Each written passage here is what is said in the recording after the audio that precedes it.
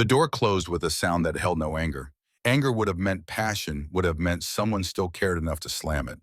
This was just the quiet click of a mechanism completing its function. A lock catching. Finality. Ethan Brooks stood on the cracked concrete porch of the Miller house, 18 years old by 3 weeks, and felt the weight of that click settle into his bones like winter cold. Beside him, his sister Riley gripped the strap of her worn unicorn backpack so tightly her knuckles had gone white. She was 15, all sharp angles and dark eyes that had seen far too much for someone who should still believe in magic.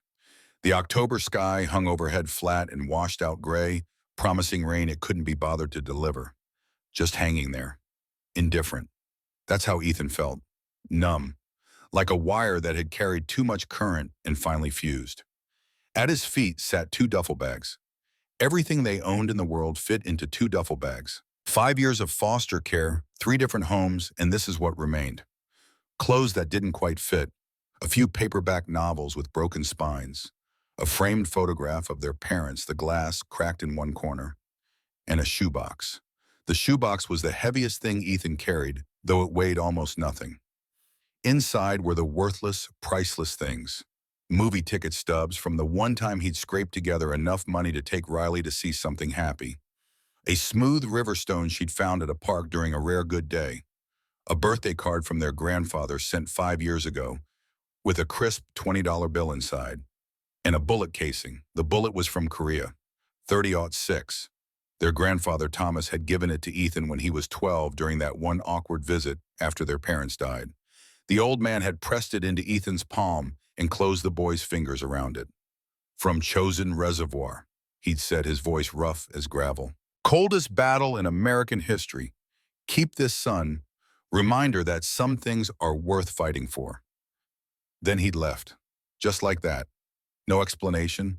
Just annual birthday cards in the growing silence of abandonment. Ethan pulled the shoebox from his bag, now fingers finding the bullet casing by touch alone. The brass was warm from his body heat. He squeezed it, letting the hard edges press into his palm. Some things are worth fighting for. Mrs. Miller had been apologetic in her way. This morning she'd stood in the kitchen twisting a dish towel, unable to meet his eyes. It's just not working, Ethan. With your birthday past, the agency said it's better to make a clean break. They have a place for Riley, a good one. A clean break, like they were a cracked plate you just toss in the trash.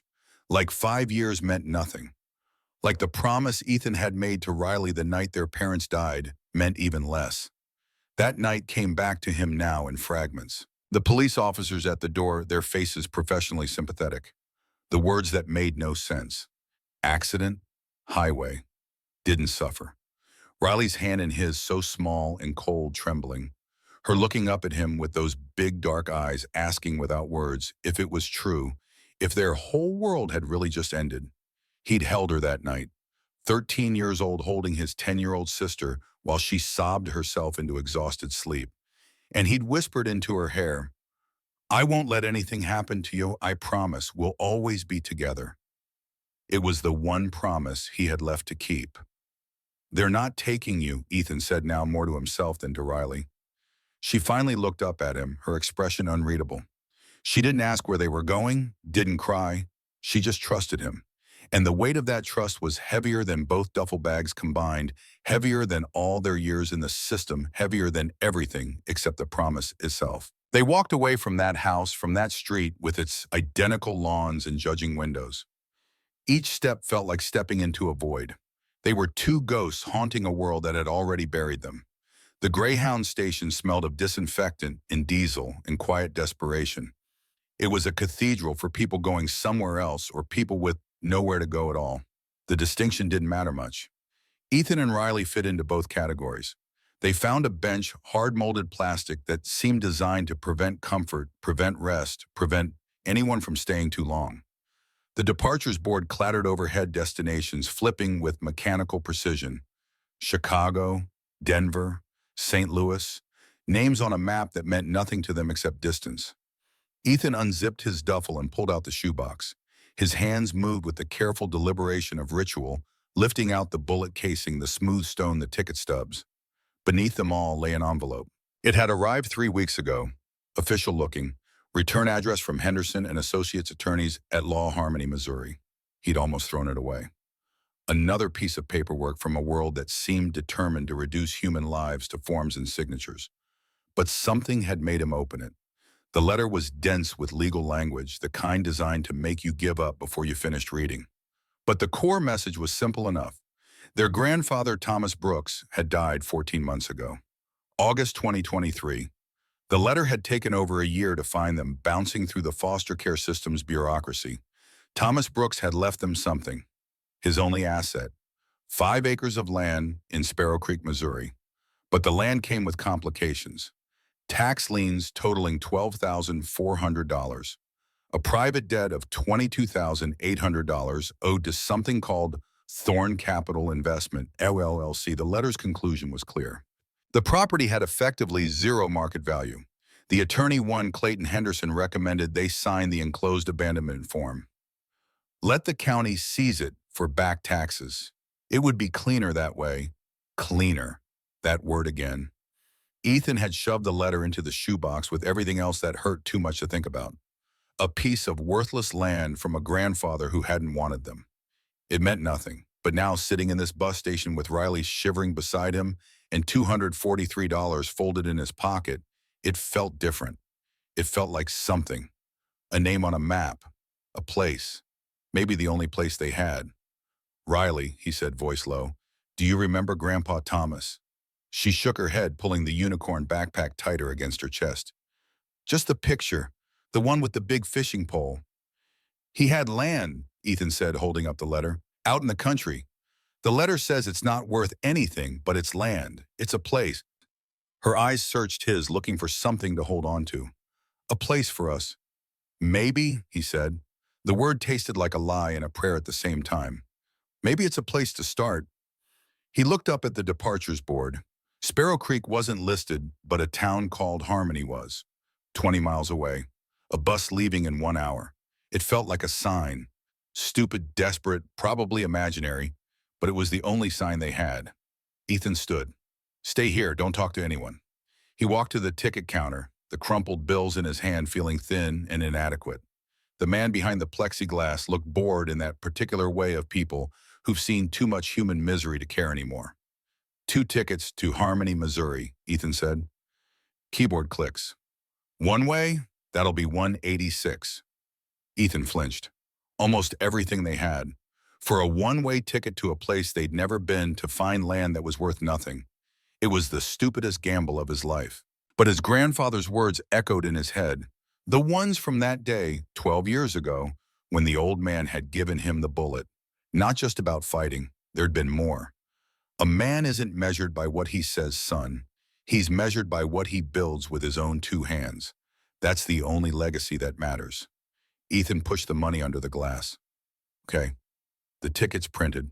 He walked back to Riley, the thin paper rectangles in his hand, and felt a strange calm settle over him.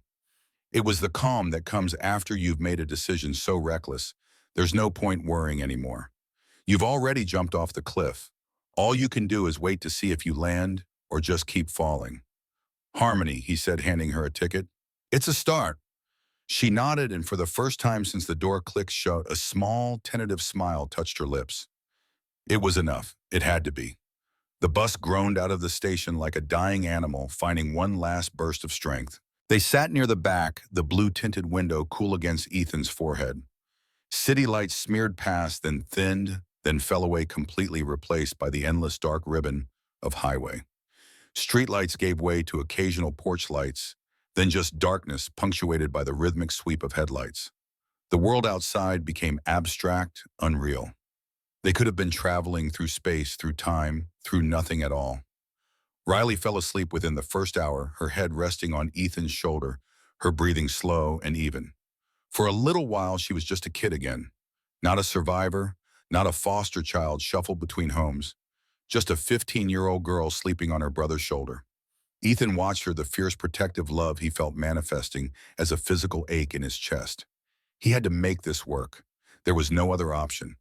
The system wanted to separate them, put her in a better home, while he aged out into whatever came next.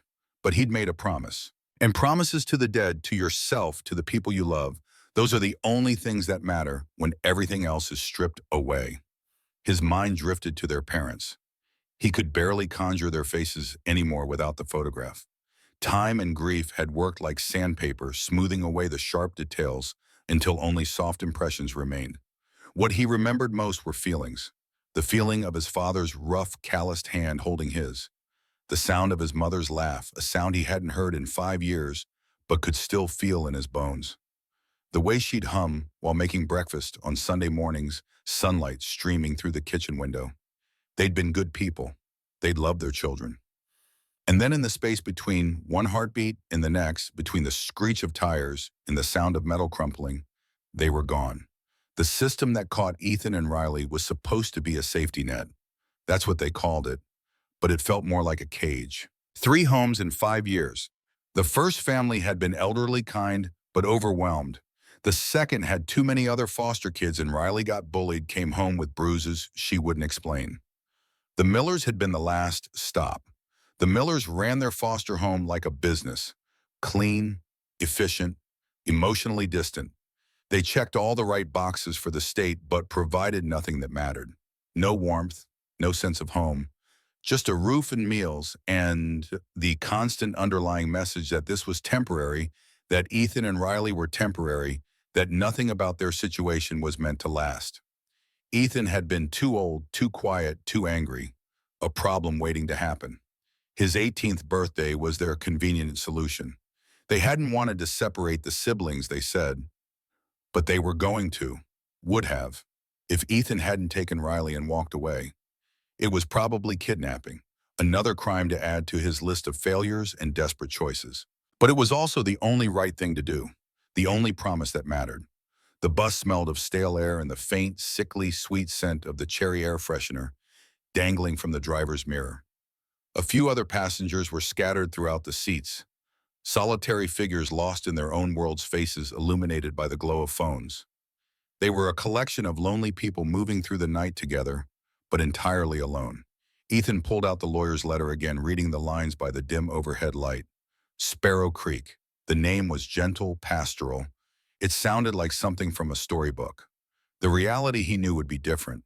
The letter mentioned tax liens, private debt, effectively nil value. What kind of grandfather leaves his grandchildren a piece of worthless, debt-ridden land? The anger Ethan felt toward Thomas Brooks was a familiar, dull ache. The old man had been there on the periphery of their lives, and he'd done nothing. When their world fell apart, he'd stayed away. It felt like a second abandonment this time, chosen rather than forced by death. And now this, a final posthumous shrug, a problem passed on to them disguised as inheritance. But what choice did they have? Go back and let the system tear them apart. Live on the streets, this land, this worthless inheritance was the only thread they had to hold on to. It was a destination, a purpose. It was better than nothing.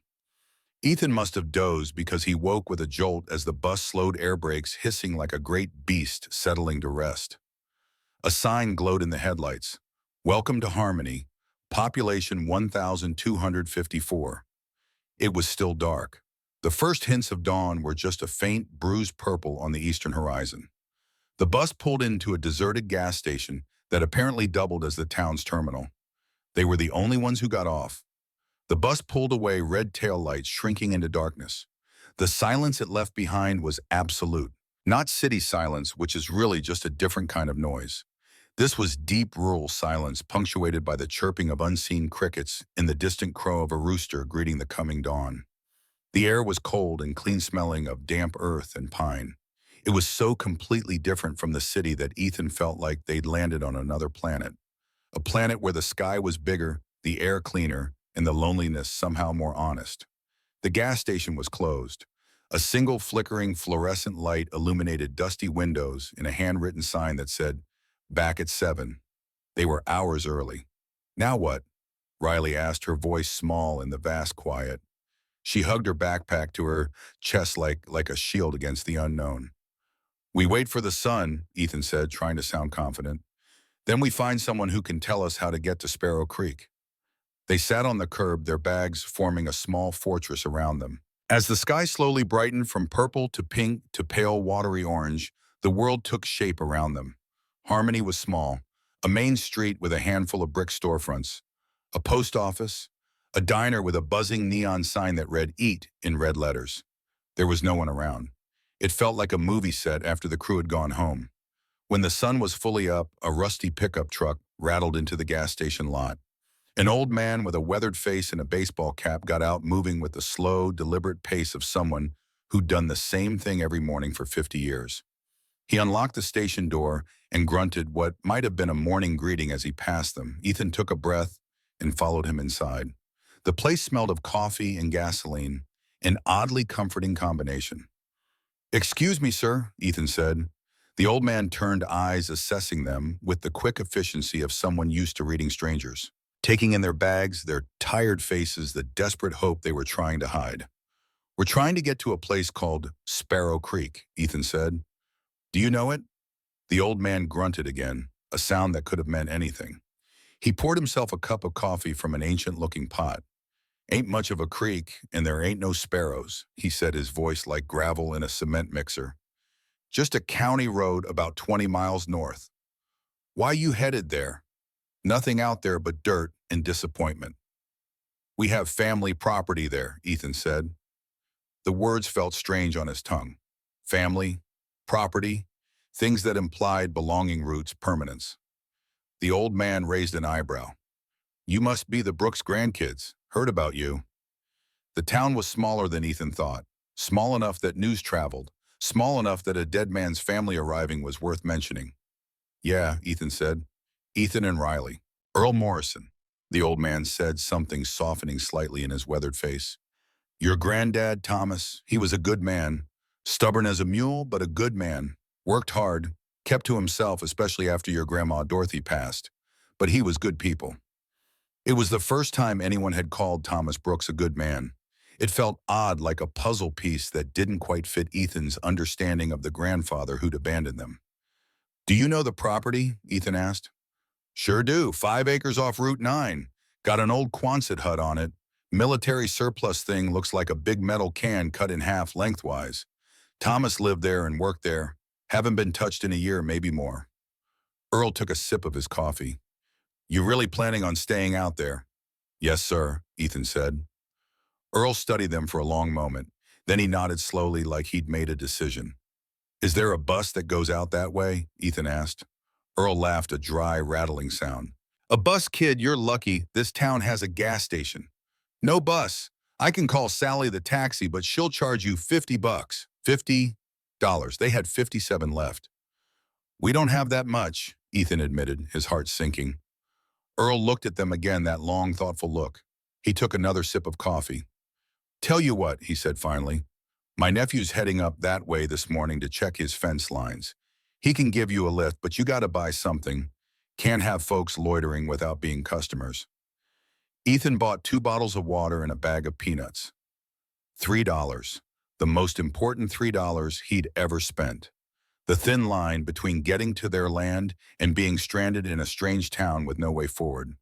Earl's nephew, a quiet young man named Jake, showed up 20 minutes later in a mud-splattered pickup. He didn't ask questions, just nodded at them and motioned for them to throw their bags in the back. The ride was bumpy and mostly silent. They drove past fields and farms, the landscape growing wilder and more remote the further they got from Harmony. Civilization falling away like layers of an onion, revealing something older underneath. Something that didn't care about people or their problems. Finally, Jake slowed the truck and pointed. "That's it, the old Brooks place." He pulled over to the side of the gravel road. Ethan and Riley got out, grabbed their bags. Ethan looked where Jake was pointing. It was a 5-acre square of the world choked with weeds and saplings. A rusted barbed wire fence sagged in a losing battle against nature. And in the middle of it all, half hidden by overgrown trees, was the Quonset hut. It was bigger than Ethan had imagined. A long, arching silver-gray shell, like the back of a giant metal whale beached in a sea of weeds. Its paint was peeling and rust bled in long orange streaks down its corrugated sides. It looked derelict, abandoned, dead. But it was theirs. "You sure you want to be out here?" Jake asked, genuine concern in his voice. "It's pretty isolated. No neighbors for miles." "Yeah," Ethan said, his voice firmer than he felt. "We're sure, thanks for the ride." Jake hesitated, then nodded. All right, good luck. He got back in his truck and drove away, leaving them in a cloud of dust and another profound silence. They stood there on the side of the road, just Ethan and Riley and their bags staring at their inheritance. It's big, Riley said quietly. It's ours, Ethan replied. They pushed their way through the tall, wet grass, getting soaked to the knees. The air was thick with the smell of decay and damp earth. A faded hand-painted sign nailed to a post read, "Trespassers will be tolerated." A flash of their grandfather's humor, maybe. Or a message about the kind of man he'd been. The main door of the hut was a huge sliding panel secured with a heavy chain and a padlock crusted with rust. It was locked up tight. Of course it was. There was a smaller side door also locked. Now what? Riley asked. Frustration bubbled up in Ethan's chest. They'd come all this way, spent all their money for this. To be locked out of a rusty metal can in the middle of nowhere. He walked around the perimeter. The windows were high up and covered with grime. There was no way in. Near the back of the hut, he saw a pile of discarded junk. Old tires, broken pallets, and a long, heavy piece of rebar. An idea born of desperation formed in his mind. He picked up the rebar. It was heavy solid, a tool for breaking. Stand back, he told Riley. He wedged the end of the rebar into the frame of the side door and leaned on it with all his weight. The wood groaned in protest. He pushed harder, muscles straining the metal cutting into his palms. There was a sharp crack as the wood around the lock splintered. He gave it one more heave, and the door burst inward with a bang, swinging into the darkness beyond. Ethan stood there, breathing heavily, the rebar clutched in his hand. They were in. He peered into the gloom. The air that wafted out was thick and musty, smelling of dust and oil and the faint, sharp scent of mice. It was the smell of a place that had been sealed up for a long time, a tomb waiting to be opened. "Hello," Ethan called, his voice echoing strangely in the cavernous space. Only silence answered. Taking a deep breath, he stepped across the threshold. Riley followed close behind. The inside of the Quonset hut was vast and shadowy. The only light came from the grimy upper windows and the open doorway, casting long, dusty beams through the gloom. The space was enormous, the curved metal ceiling soaring high above them like the inside of a cathedral built for work instead of worship. It was a workshop. A massive workbench ran along one wall covered in tools, jars of screws and nails, and the ghostly shapes of machines shrouded in dusty tarps. The concrete floor was stained with oil and littered with sawdust. It felt like the owner had just walked out one day and never come back. Time had stopped, but decay had continued. "Wow," Riley whispered, her voice full of awe. It was a mess, but it was an impressive mess. A space built for work, for making things, for the kind of labor that leaves marks on your hands and pride in your chest. In one corner, there was a small, partitioned area. They walked over to it. It was a makeshift living space. A cot with a thin, stained mattress. A small wood-burning stove. A hot plate. A single wooden chair next to a small, rickety table. A few canned goods lined up on a shelf, dusty and expired. "This is where he lived," Riley said softly. "Grandpa, not in a house, but in a corner of his workshop." The thought sent a strange pang through Ethan. A lonely man dying in this metal shell, thinking he had failed the grandchildren he'd pushed away to protect. As his eyes adjusted to the dim light, Ethan saw it. Tucked under the massive workbench, almost hidden in the shadows, was a green metal footlocker. Old Army issue style with heavy latches and a place for a padlock, which thankfully was missing. "Ethan, look," Riley said, pointing. He knelt down and pulled it out. It was heavy. A layer of dust covered the top. He wiped it away with his sleeve.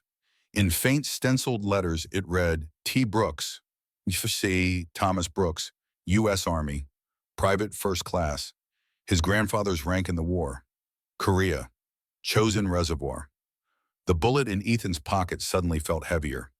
His heart started to beat a little faster. This was different from the tools and the junk. This was put away, hidden, personal. With trembling fingers, Ethan worked the stiff metal latches. They groaned open with a rusty screech. He lifted the heavy lid. The air that rose up smelled of old paper and cedar. Inside, neatly packed, were treasures. A stack of envelopes tied together with twine addressed simply to Ethan. Not Ethan Brooks, just Ethan. Like a letter from family. A folded wool blanket, military green. A small leather-bound journal. and a tin box full of old black and white photographs. Ethan lifted the stack of letters out. It was heavy. Underneath, Riley picked up the tin box, opening it carefully. Inside were photos of people they didn't recognize. A young woman with their mother's eyes. A man in a soldier's uniform, young and smiling. Their grandfather, before life had worn him down to the bitter end. Ethan turned his attention back to the letters. He untied the twine with shaking hands. The top envelope had just his name on it. The handwriting was strong, slightly slanted. An old man's writing, but steady. Not the trembling script of someone weak. Ethan opened it. The paper was thick and yellowed. He began to read aloud, his voice rough with emotion he couldn't quite control. Ethan, if you are reading this, it means I am gone. It also means you found your way here. I hoped you would. I'm not good with words, kid. Never have been. I'm better with my hands. But there are things you need to know, and I can't trust anyone else to tell you. Ethan paused, throat tight. Riley moved closer. He continued. I'm sorry. Sorry I wasn't there for you and your sister after your mother after the accident. You must have thought I was a coward or that I didn't care. The truth is I was scared. Not for me, for you. The words hit Ethan like a physical blow. He stopped reading, eyes burning. All these years he'd carried the story of being abandoned, of being unwanted. He'd built his whole identity around that hurt, that anger. And it was all wrong. He forced himself to keep reading. There are bad people in this world, Ethan. People who feed on the misfortunes of others. I made a mistake a long, long time ago. A deal to save this land, to save our family. It was a mistake that has haunted me ever since. After your parents were gone, the man I made the deal with, he came back. He saw an opportunity. He threatened to use the debt I owed him to take everything. Not just the land, he made threats against you two. Said you'd be better off in the system, but that he could make sure it was the worst parts of the system. Ethan's hands tightened on the paper. A faceless threat suddenly had context. The private debt from the lawyer's letter had a face now, a voice, a malicious intent. So I did the only thing I could think of to protect you. I pushed you away. I made myself small. I let the state take you because I believed you would be safer with them than you would be with me. As long as I was in your life, you were in danger. It was the hardest thing I've ever had to do. It broke what was left of my heart. Ethan had to stop. His eyes were burning. He squeezed them shut, but couldn't stop the tears from leaking out. 5 years. 5 years of believing he'd been abandoned. 5 years of anger at a dead man who'd been trying to protect them. Ethan, what's wrong? Riley asked, her voice soft with concern. He couldn't speak. He just handed her the letter. She read it, her brow furrowed in concentration. When she finished, she looked up at him, her own eyes shining with tears. She didn't say anything. She just leaned against him. And they stood there in the dusty, silent workshop, mourning a man they'd never really known and a story they'd never understood. The grandfather Ethan had resented for years was replaced in his mind by a tragic, lonely figure.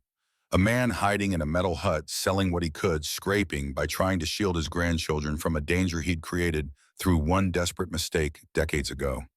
The anger dissolved, leaving only a hollow ache of grief in its place.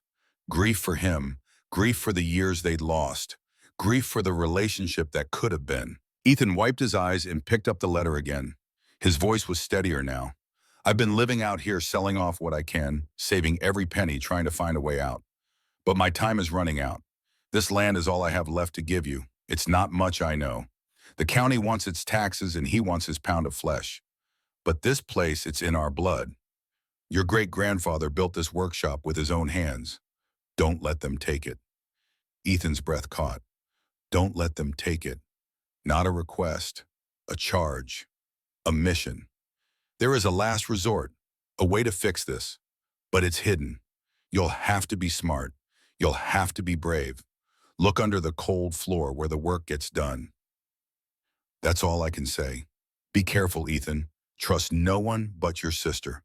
The choice will be yours. With love, Grandpa Thomas. There was a postscript at the bottom, the handwriting more cramped like it had been added later. P.S. Do you remember the bullet I gave you from Chosen? I kept it as a reminder that even when everything seems lost, if you keep fighting, you can survive. Sometimes survival is the victory. The letter fell from Ethan's fingers. He pulled the bullet casing from his pocket, stared at it in his palm. A piece of metal that had been fired in anger half a world away, kept by a soldier, given to a grandson, carried through foster homes and bus stations, and finally here, to this moment. Look under the cold floor where the work gets done. Ethan looked around the vast, cluttered workshop. The entire place was for work. The floor was all concrete, all cold. What did he mean? What does it mean? Riley asked, echoing his thoughts. I don't know, Ethan admitted, but we're going to find out. The sun was setting now, the temperature inside the hut dropping fast. They were cold, hungry, down to $54, in the middle of nowhere with a cryptic letter and a Quonset hut full of ghosts. But they had something else now, too. They had a story. They had a reason. They had a mission from a dead soldier who'd sacrificed everything trying to protect them. Ethan gathered scrap wood from a pile in the corner and loaded it into the small wood-burning stove. He found lighter fluid and matches on the workbench. The first few attempts failed, filling the small living area with acrid smoke. But finally a small flame caught, then another. Soon a cheerful crackling fire was blazing in the stove, pushing back the cold and the darkness. Its light danced on the metal walls, making shadows jump and play. It was a small victory, but it felt monumental. It was the first thing they'd built here, the first bit of warmth they'd created for themselves. They huddled around it, sharing the last of the peanuts and a bottle of water. The firelight flickered on Riley's face, her expression serious. What does it mean? She asked again. Under the cold floor where the work gets done. I don't know, Ethan said. He looked around the main workshop area, now barely visible in the gathering darkness. Where would he have done his most important work? But he was too tired to search now, too overwhelmed by everything that had happened. The door closing, the bus ride, finding this place. The letter that rewrote 5 years of anger and abandonment into something else entirely. They slept that night on the cot, huddled together under the military blanket from the footlocker, the fire slowly dying to embers. Outside, the Missouri night pressed against the metal walls. Inside, 2 orphans slept in their grandfather's workshop, dreaming of soldiers and secrets and second chances. Tomorrow they would search. Tomorrow they would solve the mystery. Tomorrow they would begin to understand what Thomas Brooks had left them. But tonight, for the first time in 5 years, they slept on their own land, in their own place. The beginning of something that might, if they were brave enough and strong enough, become home. Morning came cold and gray, seeping through the grimy windows like dirty water. Ethan woke to find the fire dead, just ash and a few stubborn embers that glowed faintly when he breathed on them. Riley was still asleep, curled tight under the blanket, her breath misting in the frigid air. He added wood carefully, coaxing the embers back to life. The wood was damp and reluctant, but eventually it caught. Flames rose, pushing back the cold inch by inch. Small victories. That's what survival was built on. They shared a can of beans for breakfast, eating it cold because heating it seemed like too much effort, too much precious fuel. The beans were thick and congealed, tasting of tin and desperation. But they were food, and food meant another day. Riley scraped the last of the beans from the can with her finger, then looked at him with those dark, serious eyes. We need to find what Grandpa hid. Ethan nodded. The cryptic message from the letter echoed in his mind. Look under the cold floor where the work gets done. They stood in the main workshop, looking at the expanse of concrete. In daylight filtered through the dirty windows, the space looked even larger. More impossible. Finding a hidden compartment in all this concrete would be like finding a specific grain of sand on a beach. The largest machine sat in the center, still covered with his tarp. Ethan pulled the covering away, dust billowing into the air like a small explosion. It was a massive metal lathe bolted directly into the concrete. The kind of machine you'd use to shape steel to turn raw metal into precision parts. Important work. Maybe here, Ethan said, tapping the floor around the base with his knuckles. The sound was solid, unyielding. He knocked systematically, moving in a circle around the machine, listening for any change in tone that would indicate hollow space beneath. Thud, thud, thud. All the same dense, flat sound. They spent the next hour doing this throughout the workshop, moving methodically like archaeologists searching for a tomb, tapping, listening, hoping for that telltale hollow echo. Under the smaller drill press, near the stacks of lumber carefully stored against the far wall, around the perimeter where the curved metal walls met the concrete floor. Nothing. The concrete was thick and solid everywhere. No secrets, no hidden chambers. Ethan's hope began to fray at the edges. Maybe the old man had been delusional at the end. Maybe dying alone in this metal shell had broken something in his mind. Maybe there was nothing to find, and this whole thing was just one more cruel joke in a life that seemed full of them. "We should just go," he said, the words bitter on his tongue. "Take what money we have left and catch a bus somewhere, anywhere. We tried. That's more than most people would have done." Riley didn't answer. She was standing at the massive wooden workbench, running her hand along the edge. The butcher block surface was scarred with decades of cuts and dings and burns. The marks of hard use of projects completed and abandoned of a life spent working with wood. "Ethan," she said softly, "what did Grandpa make?" "I don't know. Furniture maybe, farm stuff. He was a woodworker, right?" She pointed to the collection of hand planes, chisels, and saws arranged with almost military precision on a rack above the bench. Tools for patient, detailed manual work. Tools for a craftsman, not just a laborer. The letter said he was better with his hands than with words. Her voice was quiet, thoughtful. This is where he worked every day, where the work gets done. Ethan's eyes followed her logic. Not the big machines. Not the dramatic equipment bolted to the floor. The workbench. The place for careful, skilled handwork. The heart of a craftsman's world. He walked over and looked at the floor beneath it. At first it seemed like the rest, stained with oil and sawdust worn smooth by years of standing in the same spot.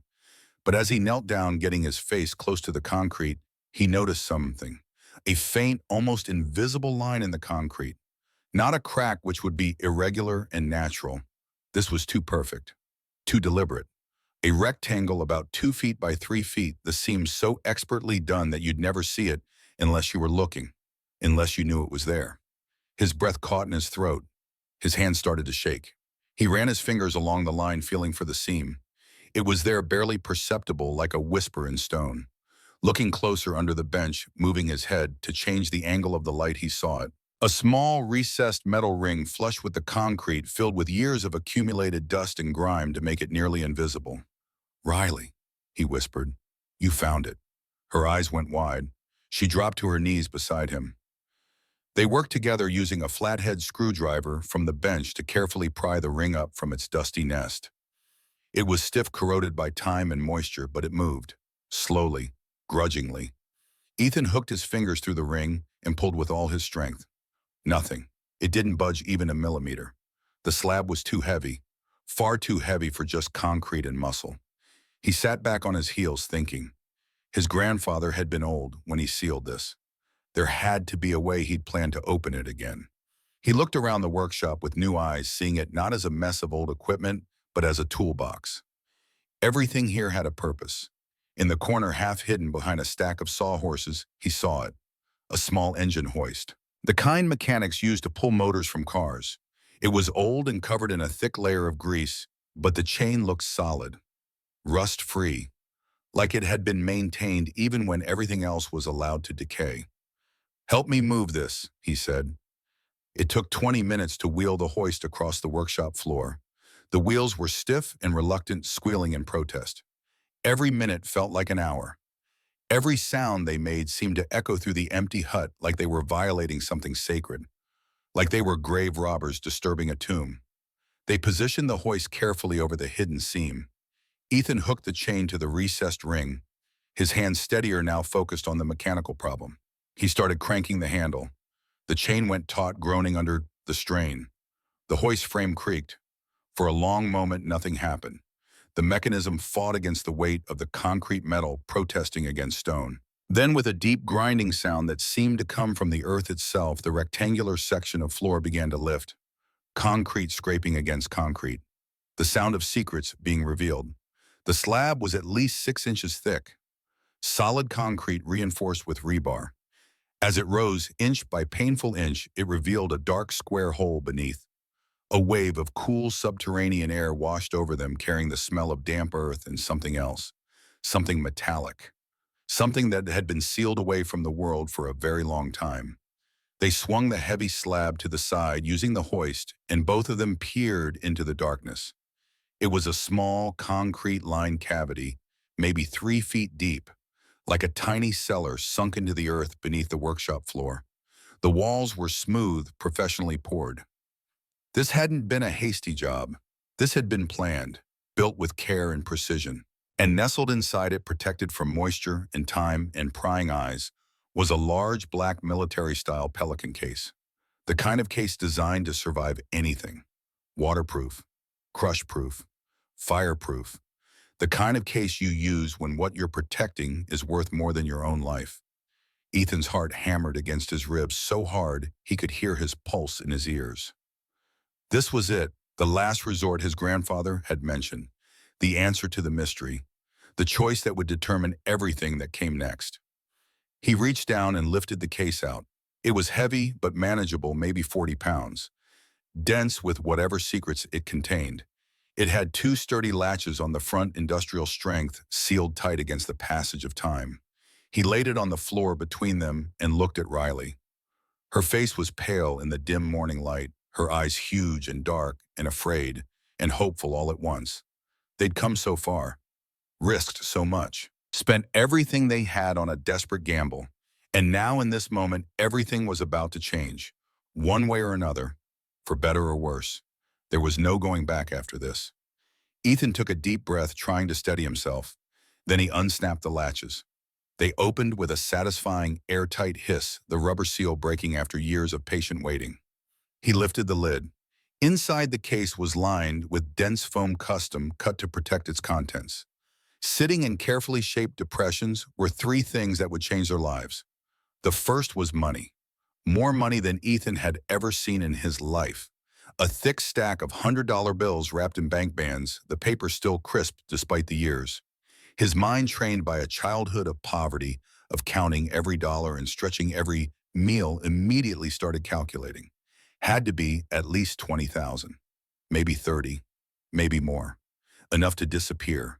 Enough to start over somewhere far away from here. Enough to give Riley everything she'd been denied. Education, safety, a future that didn't involve sleeping in a metal shell and burning pallets for warmth. The second item was another stack of letters bound with the same kind of rough twine as the first. The top envelope was addressed simply in that same strong slanted handwriting, "To my grandchildren." The third was a thick manila folder bulging with documents, legal papers, what looked like deeds, a handwritten ledger, the pieces of a puzzle that Ethan was only beginning to understand. He picked up the letter first. His hands were steadier now. The initial shock had passed, replaced by something else. A focused calm, a need to know the whole truth before making any decisions.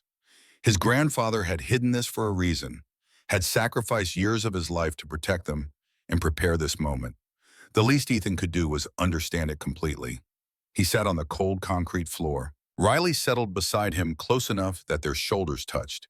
He could feel her trembling slightly, whether from cold or emotion he couldn't tell. Probably both. He began to read aloud, his voice rough with emotion he couldn't quite control. "My dearest Ethan and Riley, if you have found this, you have proven yourselves smarter and more stubborn than I even hoped. I am proud of you. What you have found is a choice, the hardest choice you may ever have to make. But before you can choose, you need the whole truth." Ethan paused, looking at Riley. She nodded for him to continue. Her hand found his squeezed tight. "The man I told you about in my first letter, his name is Marcus Thorne. Back when your mother was just a girl, maybe 10 years old, a bad blight hit the farms around here. Corn blight, wiped out entire crops across 3 counties. I was close to losing everything. The bank wouldn't help. They said I was too much of a risk, that the land wasn't worth their investment. I was desperate, facing foreclosure, facing the loss of everything my father had built." The words were matter of fact, but Ethan could hear the shame beneath them. A man who'd made one mistake and spent the rest of his life paying for it. Thorne showed up like a savior, like an angel sent to rescue me. He ran a private investment firm called Thorne Capital. He gave loans to farmers like me when nobody else would. The interest was high, 18.9%, but I was desperate. I would have signed anything, and that's exactly what I did. I signed the papers without reading the fine print. That was my mistake. The mistake that would haunt me for the rest of my life. Ethan felt his jaw tighten. He could see where this was going. The fine print gave him rights to the land if I ever defaulted, not just lien rights like a normal bank, full ownership rights. And the loan was structured so it was almost impossible to pay off. The interest compounded monthly.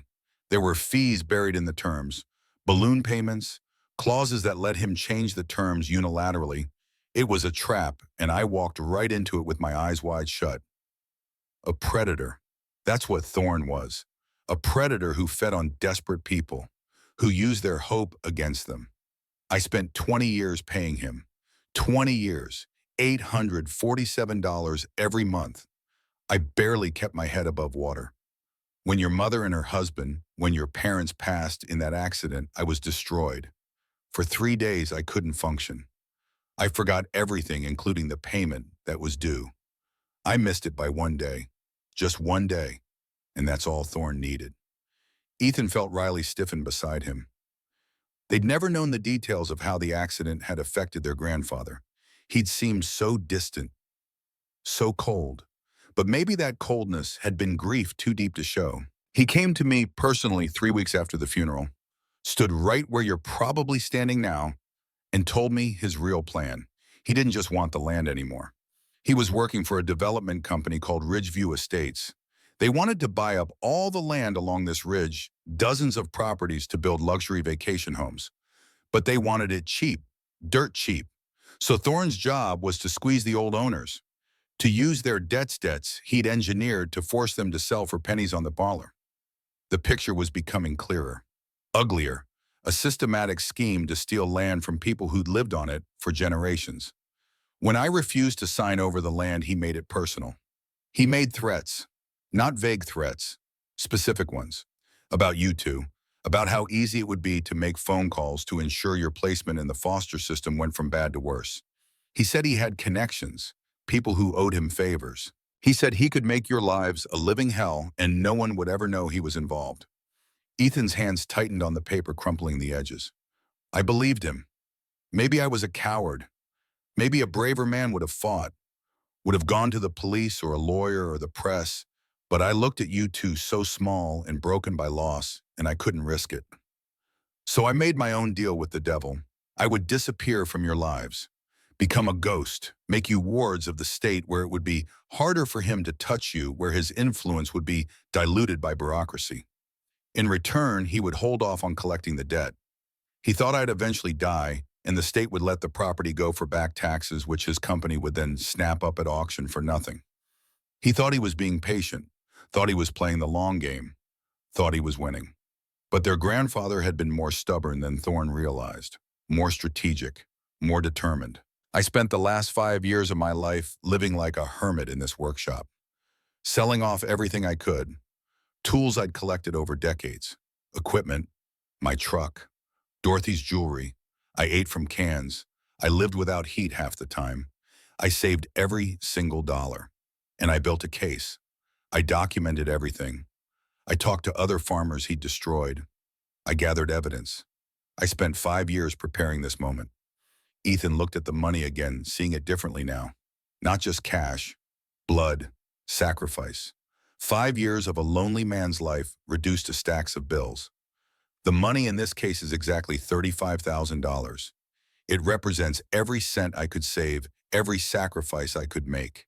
It is enough for you to take your sister and go somewhere new, somewhere safe. Start a life away from all of this, away from Thorne and his schemes, away from this burden I'm placing on your shoulders. No one would blame you for choosing that. I wouldn't. It's what any rational person would do. Riley made a small sound beside him. Ethan kept reading, his voice getting stronger. Or you can use it for something else. According to my calculations, $35,000 is almost exactly the amount needed to pay off the remaining principal on Thorne's loan and the back taxes owed to the county. You could use the money to clear the title, to make this land free and clear, to make it yours truly and forever in a way it was never really mine. The choice laid out with brutal clarity. If you choose to pay the debt, it will mean you have nothing left. You will have to start from scratch in this old hut with nothing but your own two hands and whatever skills you can learn. It will be a hard life, the hardest life. Winters here are brutal. Money will be scarce. You'll work until your hands bleed and still struggle to make ends meet. I won't lie to you about that. Ethan could feel the weight of those words, the honesty, no false promises. But it will be your home. This land will be your anchor in the world. Your inheritance not in money, but in something that can't be taken away once you own it free and clear. Thorn will be gone because all he wants is the money. He doesn't care about the fight. He'll take his payment and move on to the next desperate person. And you'll have this, 5 acres, a workshop full of tools, a chance to build something that matters. The letter continued and Ethan's voice grew quieter. In the folder, you'll find the original loan agreement and a ledger of all my payments, every single one recorded in my own hand. You'll also find the evidence I gathered about Thorne's other deals with farmers in this county. Affidavits, copies of loan documents, a pattern of predatory lending that spans 2 decades. He's careful, he keeps it all technically legal, but the pattern is there if you know how to look. Ethan paused, looking at the folder. Evidence, ammunition. I cannot make this choice for you. I have no right to. I already stole 5 years of your childhood by staying away. I won't steal your future by demanding you choose one path over another. This has to be your decision, yours and Riley's. Do you run towards safety, or do you stand and fight for a home? Do you take the easy path or the right one? Only you can answer that. The letter was almost finished. Ethan's throat was tight. Whatever you decide, know that I love you both. Know that everything I did, every hard choice I made, I did to get you to this very moment, to give you back the choice that was stolen from me 40 years ago when I signed those papers without reading them, to give you the freedom to choose your own path. That's the only inheritance that really matters. Ethan's voice cracked on the last lines. Your loving grandfather, Thomas Brooks, Private First Class U.S. Army Korean War. Korea taught me that survival isn't about being the strongest or the smartest. It's about being willing to stand when others fall, about making the hard choice when the easy one is right there in front of you. I hope I've taught you that too. There was a postscript added in shakier handwriting like it had been written later. Maybe days or weeks later. P.S.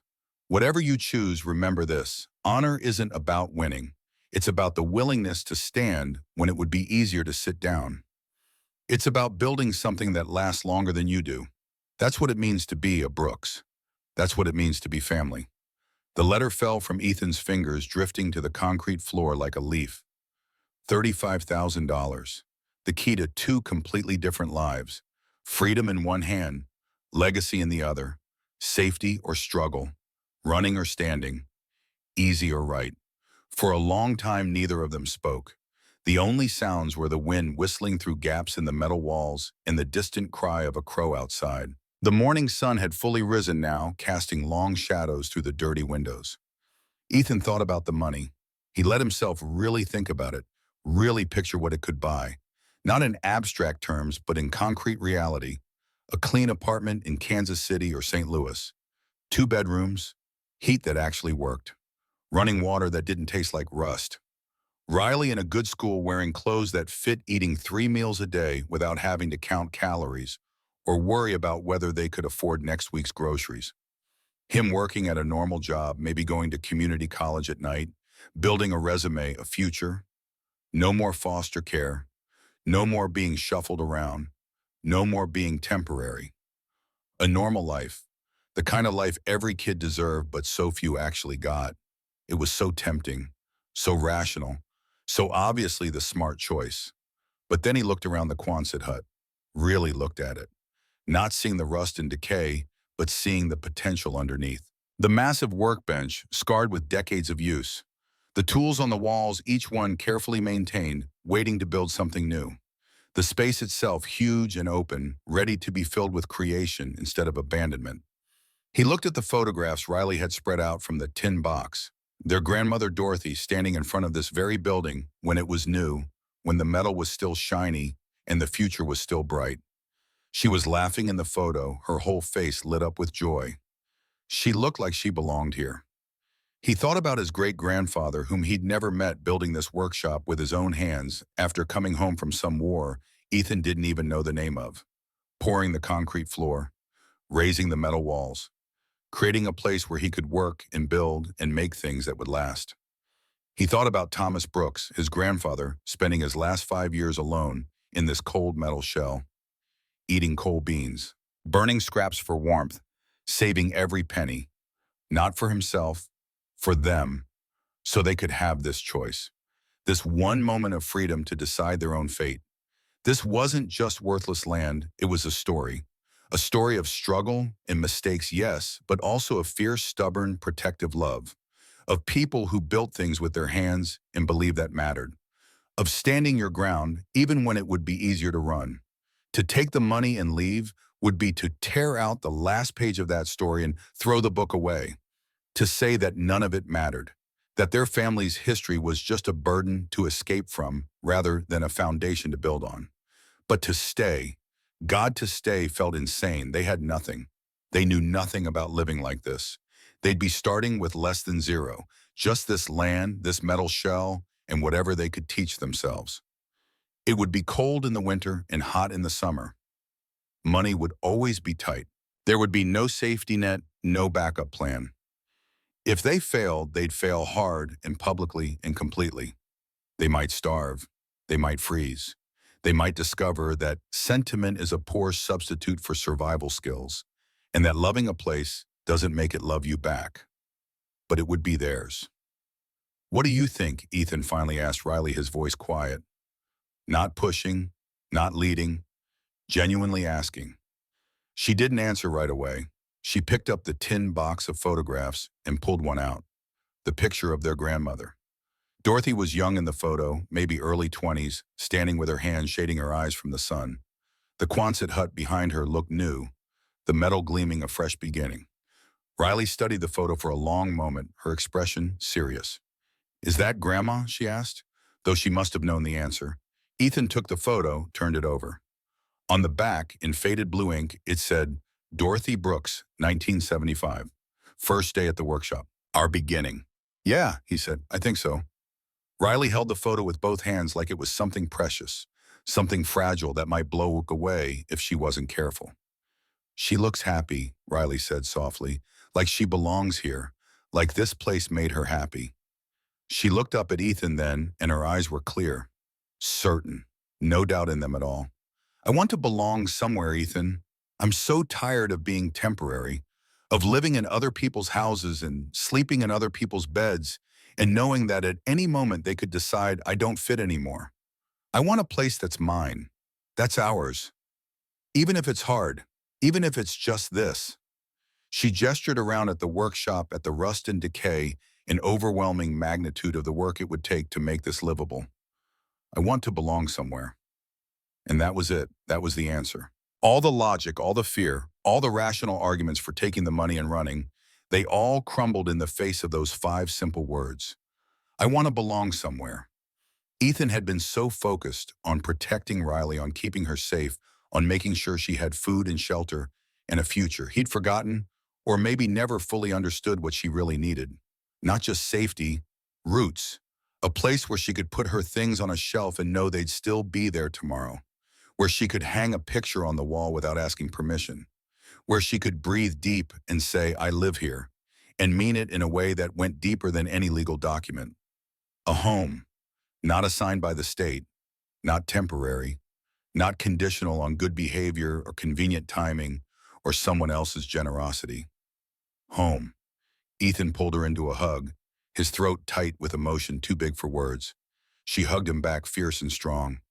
"Me too," he whispered into her hair. "Me too." The decision settled over them like the sun finally breaking through clouds. Not dramatic, not a burst of triumphant courage. Just a quiet, steady certainty that this was right, that this was their path forward. They would stay. They would fight. They would build a life here from the ground up with their own 2 hands. And if they failed, at least they would fail trying to build something that mattered. But they wouldn't fail. They couldn't. Too much had been sacrificed to get them to this moment. Ethan picked up the manila folder and opened it. Time to see exactly what they were up against. Time to understand the full scope of what his grandfather had left them. The first document was the loan agreement, dated March 15th, 1999. Thorn Capital Investment, ELLC, represented by Marcus A. Thorn, lending $45,000 to Thomas Eugene Brooks at an annual percentage rate of 18.9% compounded monthly. Ethan did the math in his head. Compounded monthly, that rate was absolutely predatory, nearly 20%, on a loan that was supposed to help save a farm. He flipped through the pages reading the dense legal language. There it was buried on page 7 in 8-point font. In the event of default defined as failure to make payment within the specified grace period of 72 hours, lender retains the right to assume full title to the collateral property described herein. Not a lien, not foreclosure proceedings, full title, transfer of ownership. The land would just become Thorn's. In the grace period, 72 hours, 3 days, miss a payment by even half a week and everything was gone. It was evil. There was no other word for it. The next document was his grandfather's ledger. 20 years of payments recorded in careful, precise handwriting. The dates, the amounts, every single $847 payment documented. Ethan ran his finger down the columns, adding as he went. The total was staggering. Over $200,000 paid on a $45,000 loan. And according to the latest statement, which was dated August 2023, the month his grandfather had died, there was still $22,800 owed. The system was designed so you could never pay it off. The interest accumulated faster than you could pay it down. You were meant to drown, slowly struggling until the moment you missed a payment and lost everything. Beneath the ledger were the affidavits. 4 of them, each notarized, each telling essentially the same story. Walter Chen lost 80 acres in 2018 after a drought destroyed his wheat crop and he missed 2 payments. Sarah and David Martinez lost 120 acres in 2020 after medical bills from David's heart attack forced them to choose between paying Thorn or paying the hospital. Robert Morrison, Earl, he'd managed to keep his land but lost his house and nearly everything else in 2017. The affidavit detailed how Thorn had called him personally offering to help by restructuring the loan with even worse terms. James Sullivan lost his family's 200-acre farm in 2021, the land his great-great-grandfather had homesteaded in the 1870s. Gone to pay a debt that had originally been $12,000 but had ballooned to $90,000 over 15 years. Every single piece of land had been snapped up by Ridgeview Estates, LLC, a company whose registered agent was Marcus A. Thorn. It was a pattern, a system, a machine designed to extract wealth and land from desperate people. And his grandfather had documented it all, had collected the evidence, had built the case that could expose Thorn completely. But he'd also known that exposure might not be enough, that Thorn's lawyers were good and his operation was technically legal if morally bankrupt, that a court case could take years and cost money they didn't have.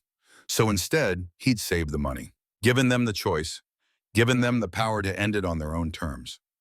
Ethan looked at Riley. We need to call the lawyer, Henderson, from the letter. Now, as soon as we can get to a phone. But first they needed electricity. They needed to make the generator work. They needed light and power and the basic infrastructure of civilization. Ethan found his grandfather's old cell phone on a charging cradle near the cot. It was a simple flip phone from another era, the battery long dead. But the charger was there, still plugged into the wall. If they could get power, they could charge it. The generator sat in the corner like a mechanical god waiting to be awakened. It was old, probably from the 1990s, covered in dust and grease. But as Ethan examined it, he realized it had been maintained. The air filter was relatively clean. The oil looked fresh. His grandfather had been keeping it ready just in case. Ethan had never worked on a generator before, but he'd watched YouTube videos back when they had internet access at the Miller house. He'd been curious about mechanical things, about how engines worked. Now that curiosity might save them. He found a manual tucked under the generator, protected in a plastic bag. Yellowed pages covered in diagrams and instructions. He read through it carefully, then got to work. Clean the carburetor, check the fuel line, verify the spark plug, prime the engine. It took 2 hours of patient, methodical work.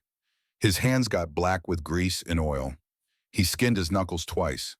But finally, with the manual spread out on the floor beside him And Riley, watching with hope in her eyes, he was ready. He pulled the starter cord. Nothing. Pulled again. A sputter. A cough. Third time. The generator roared to life with a sound like thunder, belching blue smoke and rattling like it might shake itself apart. But it ran. It ran. The sound was deafening in the metal confines of the workshop, but it was the most beautiful sound Ethan had ever heard. The sound of power, the sound of possibility, the sound of taking control. He plugged in the work lights. One by one they flickered to life, harsh fluorescent bulbs casting the workshop in brilliant white light for the first time in who knew how long. The space was bigger than he'd realized. 60 feet long at least, 30 feet wide. The curved ceiling rising 18 feet at the center. All that space had been Thomas Brooks's domain, his kingdom of wood and metal and creation. And now it was theirs. Riley walked slowly through the lit space, turning in circles, her face filled with wonder. "It's huge," she breathed. Ethan plugged in the phone charger. The little LED light came on. Green, charging. They had power. They had light. They had a phone that would soon work. They had a choice to make and the means to execute it. While the phone charged, Ethan went through the documents again, this time more carefully. Making notes. Understanding the full scope of what they were dealing with. The numbers were clear. Back taxes, $12,412. Remaining loan principal, $22,800. Total, $35,212. They had exactly $35,000 in the case. His grandfather had calculated it precisely. It would take every penny, leaving them with nothing. But it would clear the title. It would end Thorne's claim forever.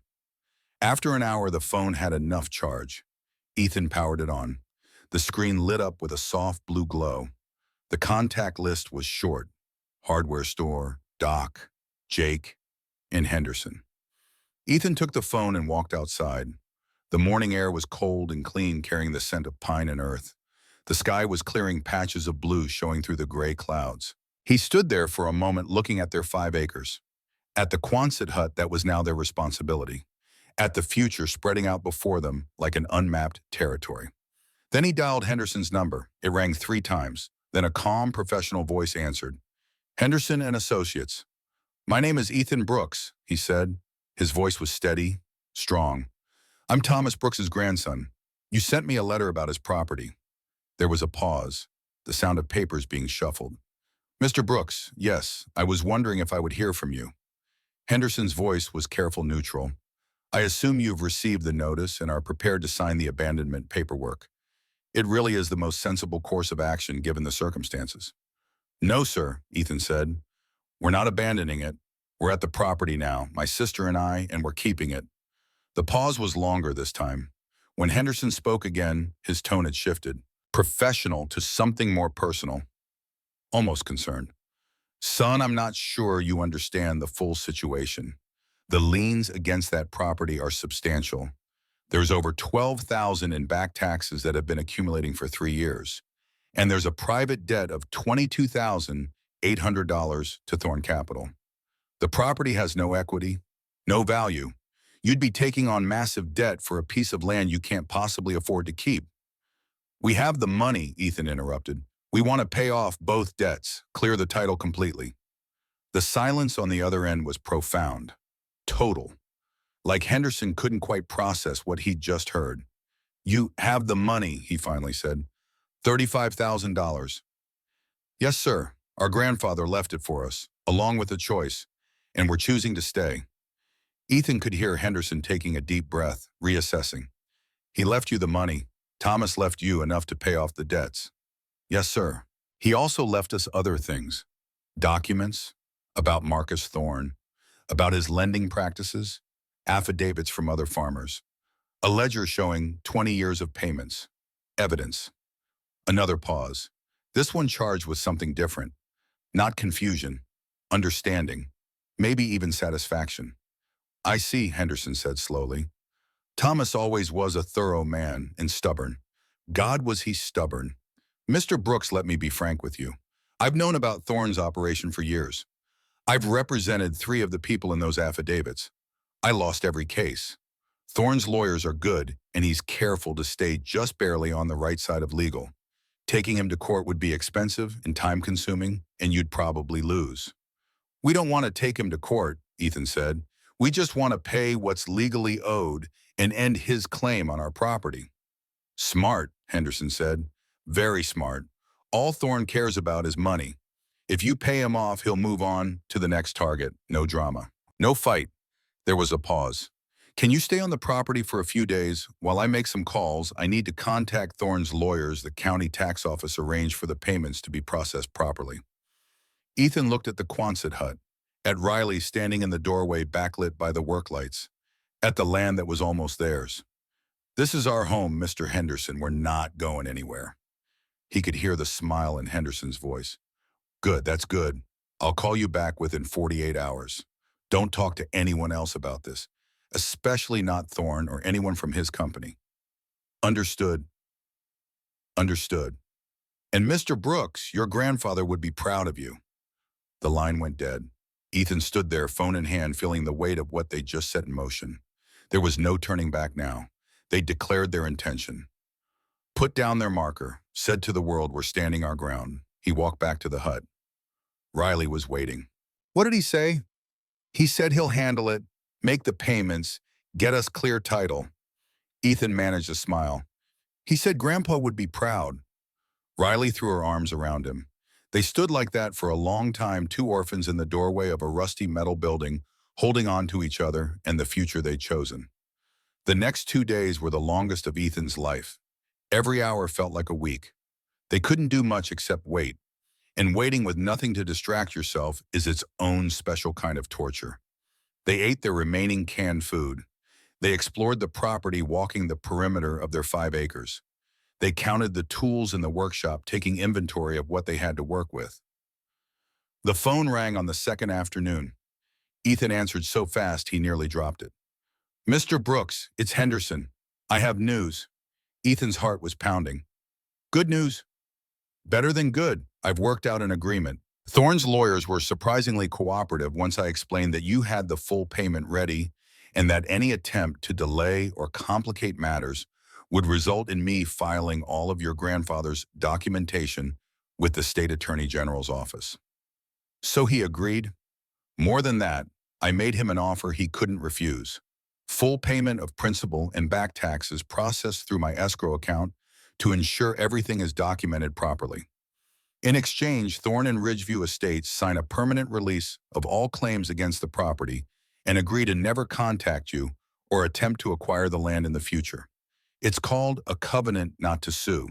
It's ironclad. And he agreed to that. He's a businessman, Mr. Brooks. He did the math. Fighting you would cost him money and legal fees and potentially expose his whole operation. Taking the payment and moving on costs him nothing and gets him paid in full. He doesn't care about revenge. He cares about profit. You're giving him profit without a fight. He was happy to sign. Ethan felt his knees go weak. So it's done. Almost. I need you to come to my office in Harmony. Bring the money and 2 forms of identification. We'll do the final paperwork, transfer the funds, and you'll walk out with a clear deed. Can you be here tomorrow at 10 a.m.? We'll be there. Oh, and Mr. Brooks, bring your sister. She needs to sign some papers too. You're both listed as beneficiaries in your grandfather's will. This needs to be official. They borrowed Jake's truck to get to Harmony. He didn't ask questions when Ethan showed up at his fence line and explained they needed transportation. Just tossed him the keys and said, bring it back with a full tank. Henderson's office was on Harmony's main street above the hardware store. A narrow staircase led up to a door with frosted glass that read, Henderson and Associates Attorneys at Law, in gold lettering that was starting to flake. Inside the office smelled of old paper and coffee. Bookshelves lined every wall, packed with law books and file folders. A secretary who looked about 100 years old directed them to wait. 10 minutes later, they were sitting across from Clayton Henderson himself. He was in his 60s, thin and tall, with silver hair and wire-rimmed glasses. He looked like a man who'd spent his entire life reading contracts and drinking bad coffee. He shook their hands with surprising warmth. Mr. Brooks, Miss Brooks, please sit. The next 2 hours were a blur of paperwork, forms to sign, documents to initial, explanations of what everything meant delivered in Henderson's patient, methodical way. The Pelican case sat on the desk between them. Ethan had counted the money 3 times that morning, exactly $35,000 in $100 bills.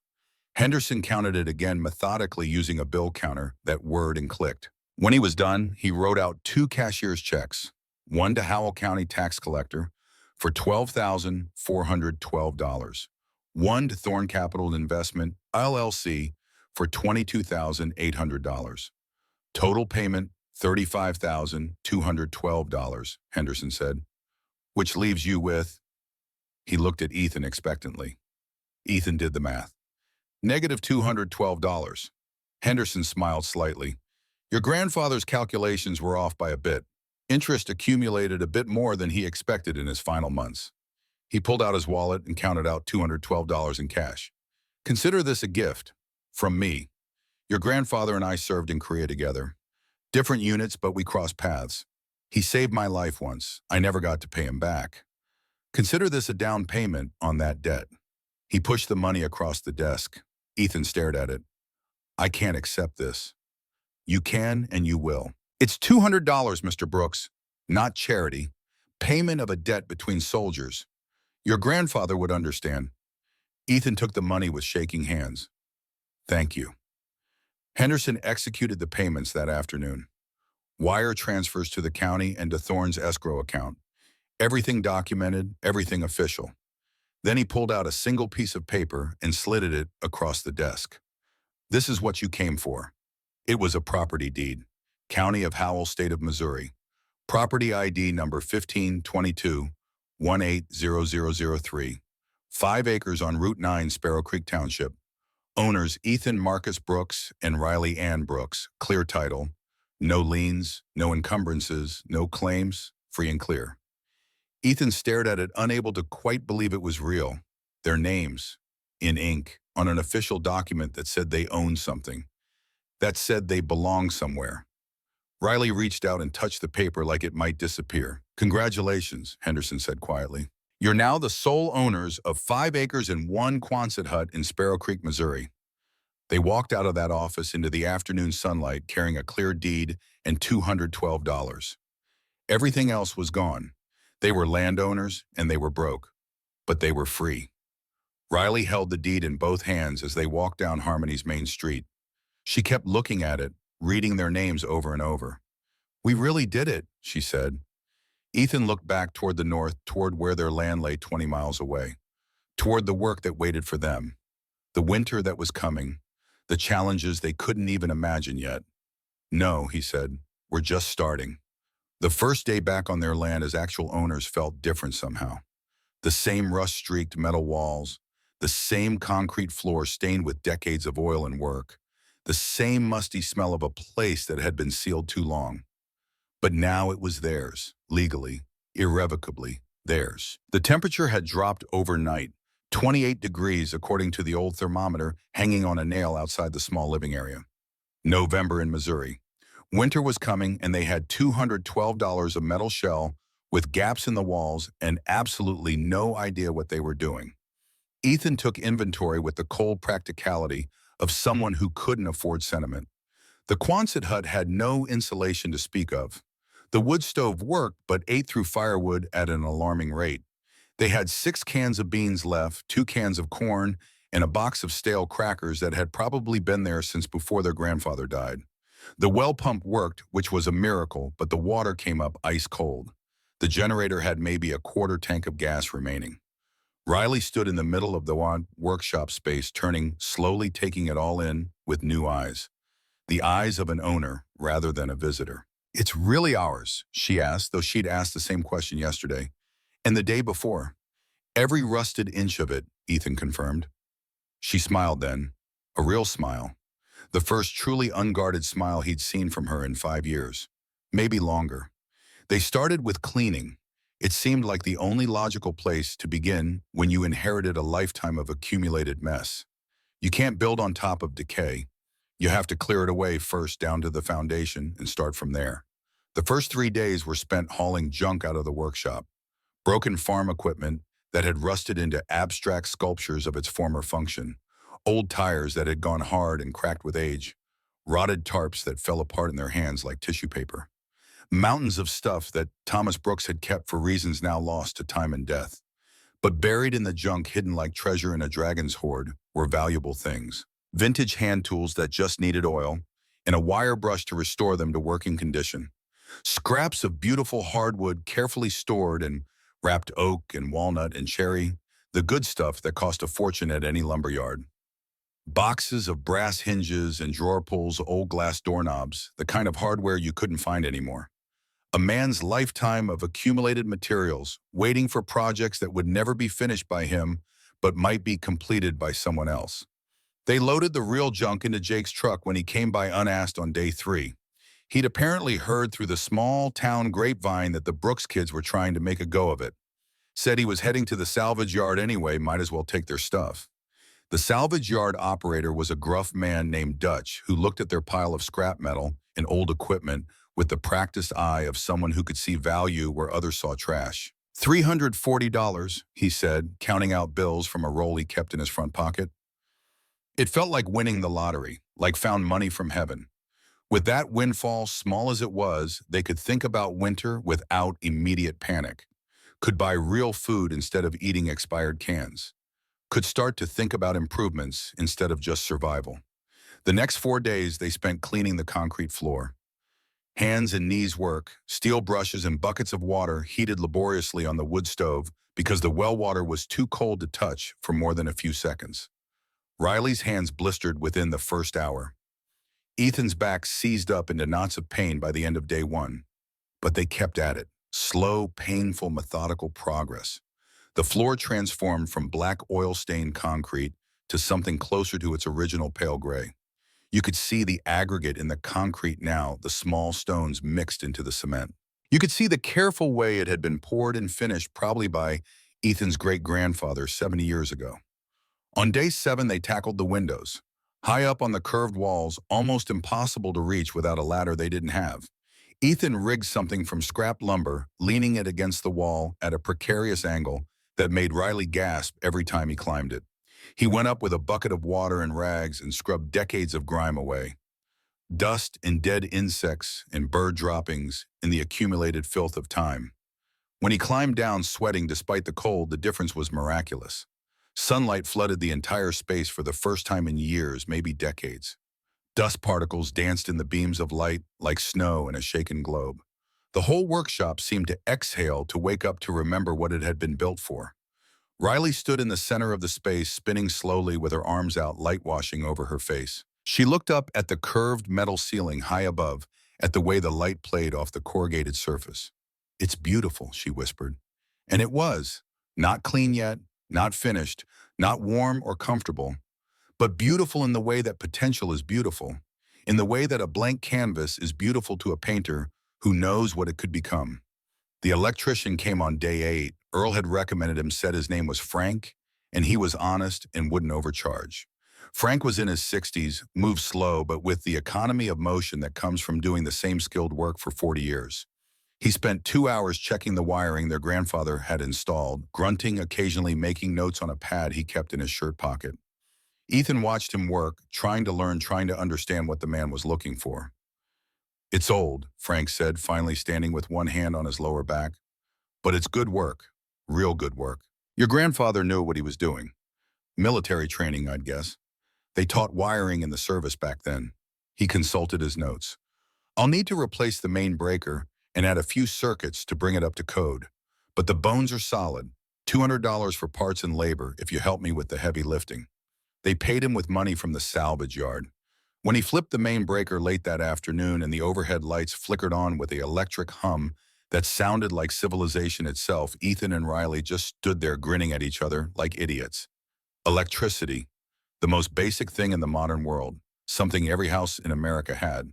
But to them in that moment, standing in their workshop with lights blazing for the first time, it felt like magic, like they'd conjured fire from stone. With the lights and the clean space, they could finally see the full scope of what they were working with. The workshop was massive. 60 feet long, Ethan measured by walking heel to toe, 30 feet wide. The curved ceiling rose to 18 feet at the center peak, probably 1,800 square feet of open space. All of it had been Thomas Brooks's domain, his kingdom of wood and metal and creation. And now it was theirs, all of it. But they needed to make part of it livable before winter truly set in. Ethan found his grandfather's woodworking books on a shelf in the living area, dusty and water-stained but readable. He spent the evenings reading by the light of a work lamp. How to measure, how to cut, how to join boards so they'd stay true and strong. The language of carpentry written in careful diagrams and terse practical instructions. His first attempts were humbling. The first wall he tried to build to partition off a bedroom was crooked, the top corner gapping by almost 2 inches.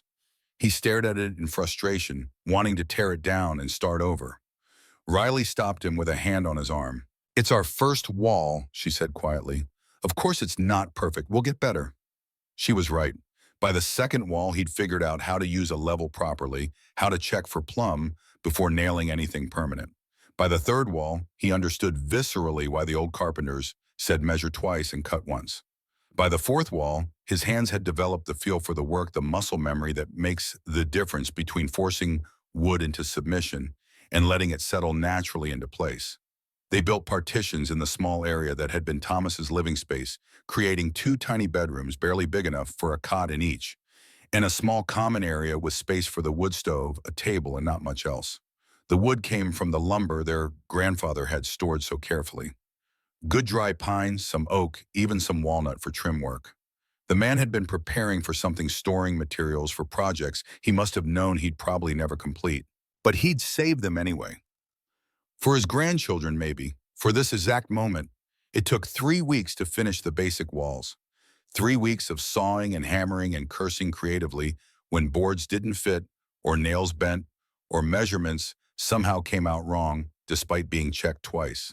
3 weeks of splinters driven deep under fingernails and sore muscles that screamed at the end of each day. But also 3 weeks of the slow, deep satisfaction that comes from watching something take shape under your own hands, from building something real. The first night Riley slept in her own bedroom with an actual door that closed, giving her privacy. For the first time since they'd left the Miller house, she knocked on the wall between their rooms. "Good night, Ethan." "Good night, Riley." Her voice was different, lighter, like some weight had lifted. Ethan lay in his own small room and felt something close to peace. Not happiness, exactly. They were too tired and uncertain for happiness. But peace. The peace that comes from knowing you're exactly where you're supposed to be, doing exactly what you're supposed to be doing. But winter was coming hard and fast, and peace was a luxury they couldn't afford to rest in for long. Earl started showing up every 2 weeks or so, always with some excuse, but always bringing food. Bags of vegetables from his root cellar. Winter vegetables, potatoes and carrots and borrowed turnips that would keep.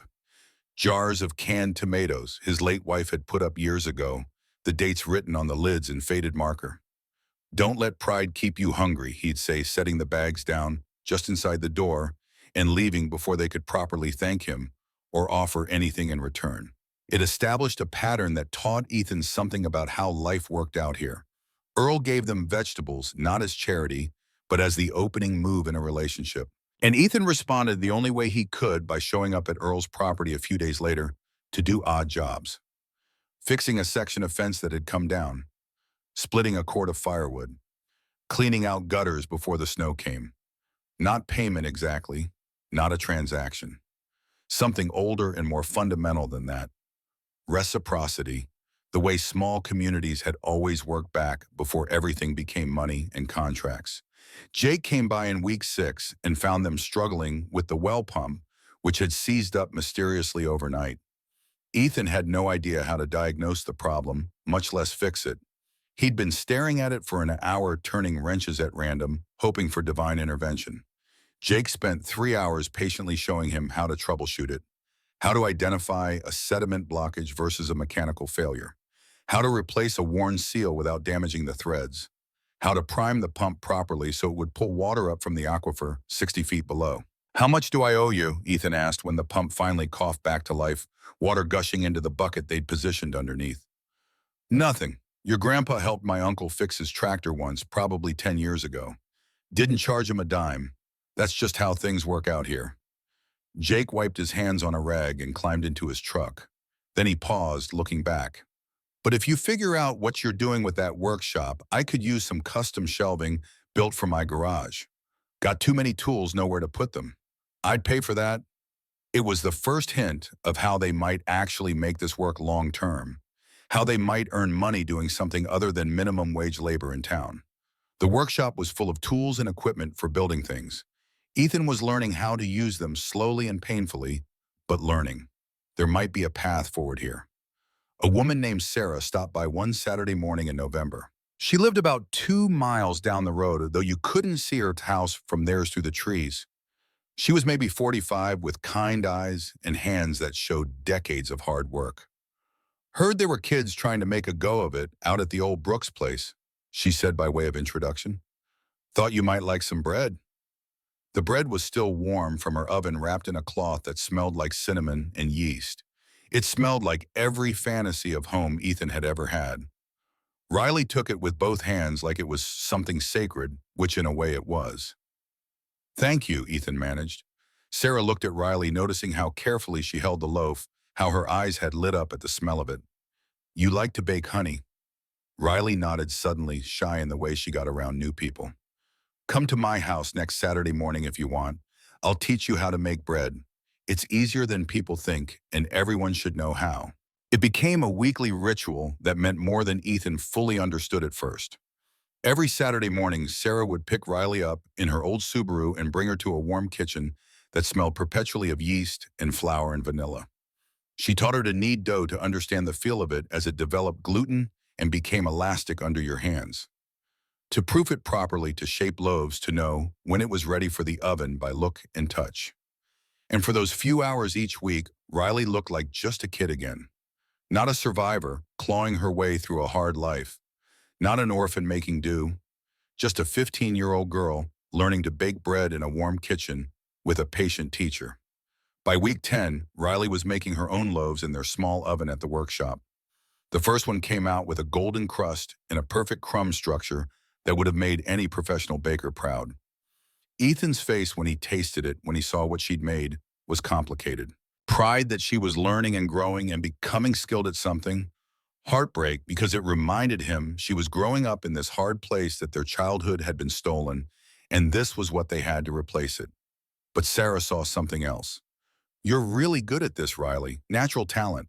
You should sell these at the farmer's market come spring. People would buy them, trust me.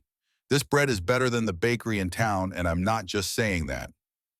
Riley looked at Ethan, a question in her eyes. He nodded. If you want to. Really, Riley asked Sarah, her voice small and hopeful in a way that broke Ethan's heart. Honey, if you don't sell this bread, I'll sell it myself and give you the money. That's how good it is. Winter hit hard in December. The temperatures dropped into the single digits and sometimes below zero. The wood stove that had seemed adequate when it was 30 degrees outside became barely enough when it was 5 below, and the wind was howling through every gap in the metal walls. Ethan woke at 5:30 every morning so early it was still full dark outside to find the stove nearly dead. He'd spend an hour chopping wood before the sun came up, his breath steaming in the frigid air, his hands going numb even with gloves on. Riley made breakfast on the hot plate while he chopped. Usually oatmeal, sometimes eggs, if they had them, which wasn't often. They walked 2 miles through snow and ice to catch the school bus at the closest stop. After school, more chores, more wood to chop. Ethan went to his part-time job at the hardware store in Harmony 4 days a week. Home by dark, which came terrifyingly early in December. More wood, dinner, homework by lamplight. Collapse into bed and start again the next day. The routine was punishing, relentless. There were days when Ethan wondered if they'd made a terrible mistake. If safety and comfort in a Kansas City apartment would have been worth giving up this ancestral land that seemed determined to kill them with work and cold. But they'd made their choice. And Brooks's, as their grandfather, had written stand when it would be easier to sit down. The blizzard came in mid-January. 14 inches of snow in 24 hours with drifts piling up to 4 feet in places where the wind sculpted them. They were snowed in completely for 4 days. No way to walk to the bus stop, no way to drive even if they'd had a car. Just the two of them in the hut and the rapidly dwindling pile of firewood. By day 3, they were dangerously low on fuel. Ethan broke apart an old wooden pallet and burned it piece by piece, feeding it into the stove plank by plank to stretch it as long as possible. Riley shivered in her sleeping bag despite being right next to the stove. Ethan was terrified she'd get sick. Out here, miles from town, snowed and completely getting seriously sick could be deadly. There was no calling for help. The old cell phone only worked when they drove close enough to Harmony to pick up a signal. On day 4, they heard an engine outside. Impossible, Ethan thought. Nothing could move in this snow. But then Jake appeared at the door like an angel of mercy, his snowmobile idling outside a sled behind it piled high with split firewood. "Figured you might need this," he said simply. Ethan wanted to cry, wanted to fall to his knees and thank every god he'd never believed in. He didn't do either, just helped Jake carry the wood inside, stacking it carefully near the stove. "How much?" Ethan asked when they were done.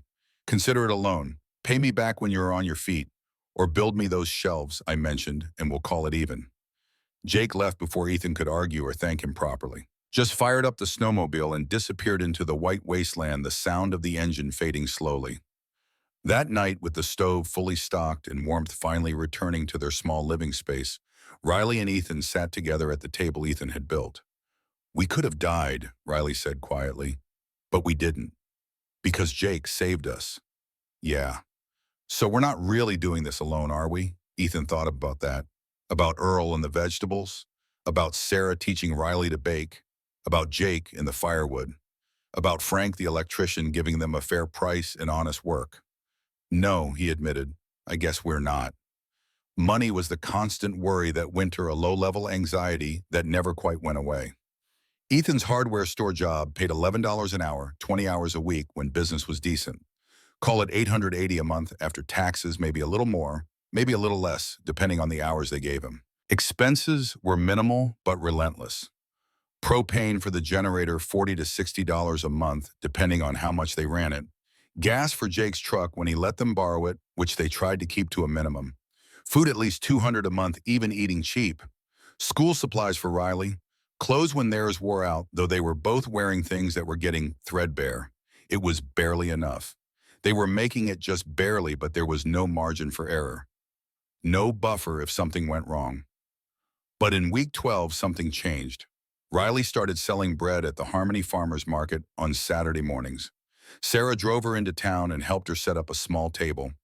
12 loaves at $5 each, plus biscuits and muffins when she had time to make them. She'd come home with maybe $100 on a good Saturday. $100 that she insisted on contributing to the grocery budget, counting it out onto the table with a pride that made Ethan's throat tight. It was the first time in her life she'd earned money. The first time she'd had something of value that people wanted to buy. And the look in her eyes when she handed over that money, the knowledge that she was helping, that she was contributing to building this life they'd chosen that was worth more than any amount of cash. Between them combining their earnings, they were making it, not comfortably, not easily, but making it nonetheless. Ethan's carpentry improved through necessity and repetition. He built a proper table for the common area bigger than the rickety one his grandfather had used. Then 4 chairs to go around it, the joints fitted carefully, the seats sanded smooth. Then shelves for their few books and belongings. Each project taught him something new. How to join wood so it wouldn't split over time. How to sand to different grits for different purposes. How to know when you'd sanded enough and when you were just wasting time in abrasive paper.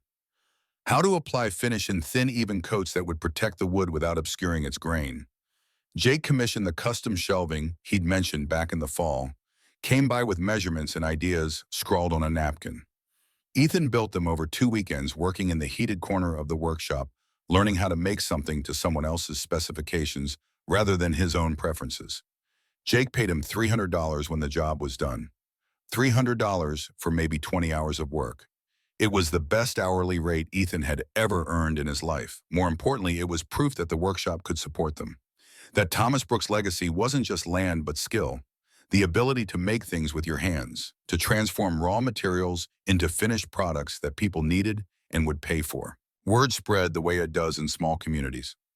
Mouth to mouth, neighbor to neighbor. By February, Ethan had 2 more commissions. Custom cabinets for a kitchen remodel, a dining table for a young couple who just bought a farmhouse and wanted something that matched the character of the place. The work was good, honest, and it paid better than the hardware store ever would. Spring came slowly to Missouri, reluctantly releasing winter's grip. The snow melted in fits and starts through March. The ground thawed, turning to mud before finally drying out. And one Saturday in early April, Sarah showed up with an armload of seed packets in advice. "You've got good land here," she said, surveying their 5 acres with an experienced eye.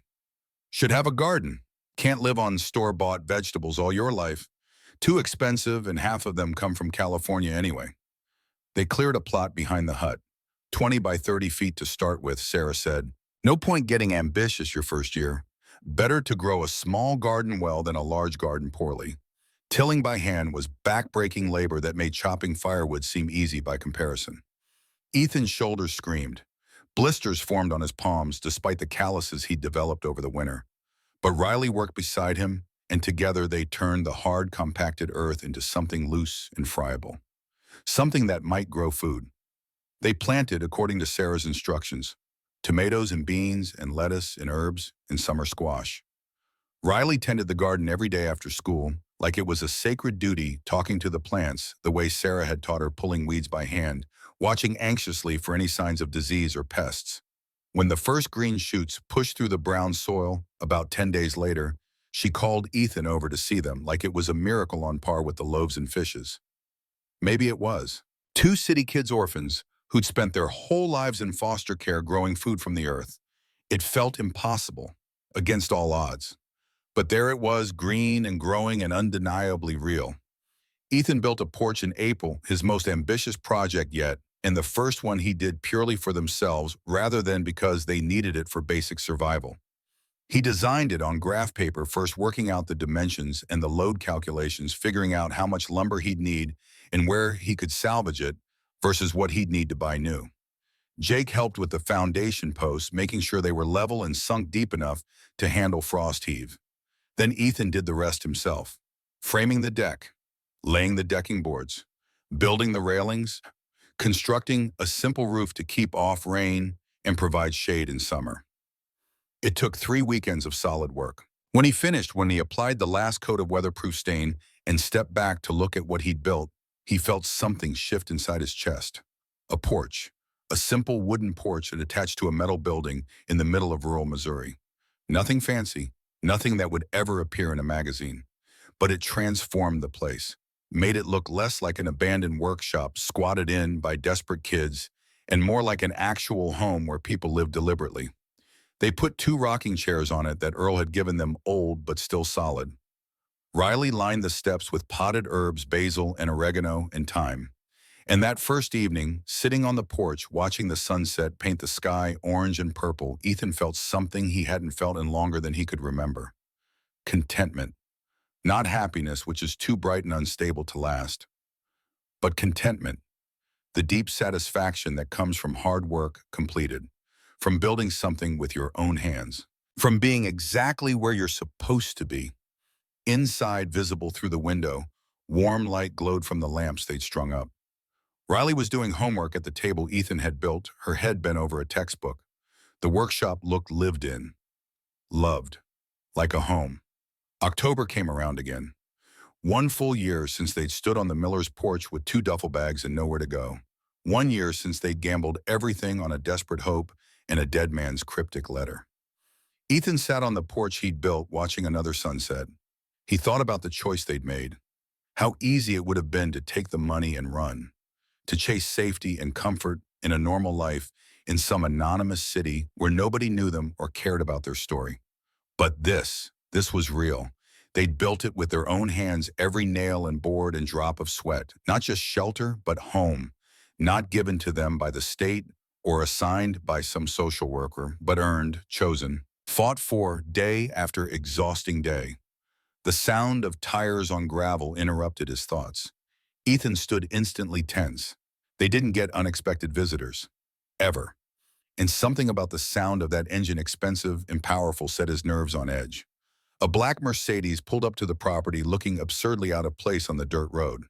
The car was spotless, despite the dust, probably cost more than their land was worth.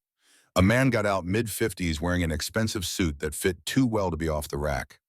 cold, calculating eyes that reminded Ethan of a predator sizing up prey. Marcus Thorne. It had to be. Ethan had never seen a picture, but he knew anyway. His hands clenched into fists. Thorne looked at the Quonset hut with obvious disdain, his gaze traveling over the rust-streaked walls, the garden patch, the wooden porch that was clearly new construction. Then he looked at Ethan with an expression somewhere between pity and contempt. "So this is what $35,000 bought you," Thorne said, his voice smooth and cultured. "A rusted can and a plot of dirt." "It bought us freedom from you," Ethan said, keeping his voice steady. "That's priceless." Thorne laughed, a sound without warmth. "Freedom, look at this place. You're living in poverty, wearing threadbare clothes, working yourself to death for what your sister should be, in a nice foster home, somewhere with central heating and running water and access to a good school."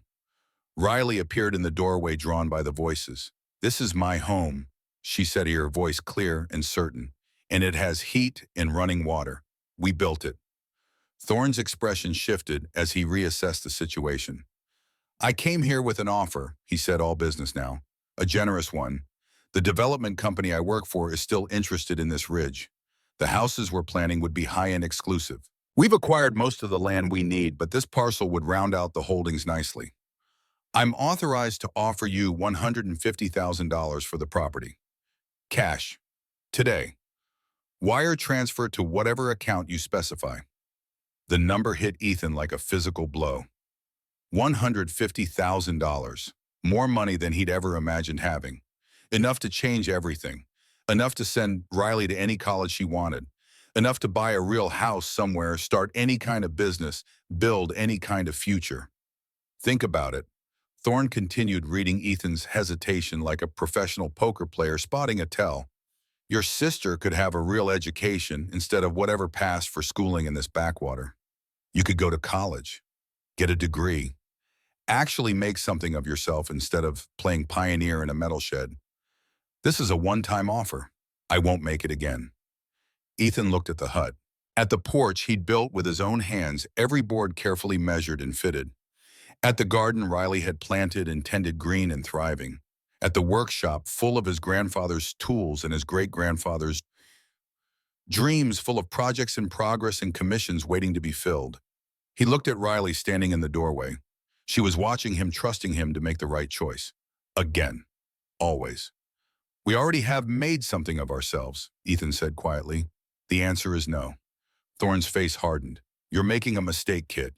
This land isn't worth—" "It's worth everything," Ethan interrupted, his voice stronger now. "My great-grandfather built this workshop with his own hands after coming home from war. My grandfather died protecting it for us. My sister and I are building our lives here. You can't put a price on that.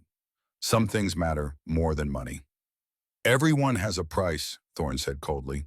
"Not us, not anymore." Ethan took a step forward. "You need to leave. This is our property. You're trespassing."